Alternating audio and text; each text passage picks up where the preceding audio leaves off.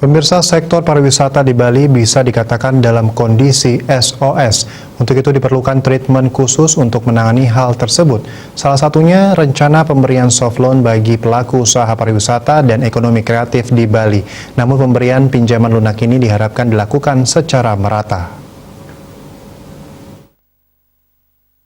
Ketua Umum BPD HIPMI Bali Pande Agus Permana Widura mengungkapkan, soft loan diperlukan karena kondisi pariwisata saat ini sedang SOS atau dalam kondisi darurat.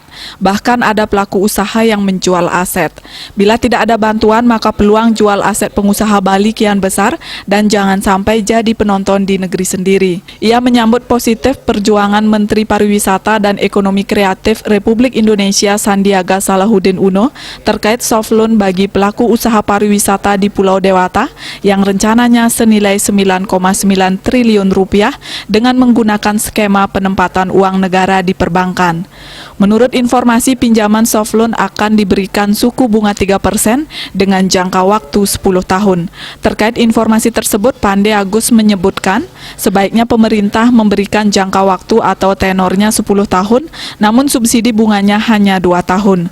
Menurutnya, pengusaha tidak perlu dimanjakan dengan subsidi bunga jangka panjang. Terpenting distribusi soft loan digunakan secara merata dan berkeadilan.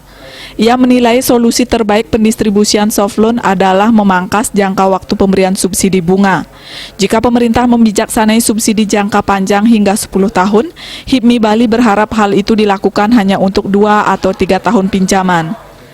Sedangkan untuk sisa masa pinjaman, pemerintah bisa memberlakukan suku bunga normal. Langkah itu dianggap sebagai solusi agar soft loan ini bisa terdistribusi secara merata. Ia mengkhawatirkan bila tenornya 10 tahun dan subsidi bunganya juga sampai 10 tahun, maka tidak semua pengusaha bisa menikmati soft loan ini. Suwardika Bisnis Bali melaporkan.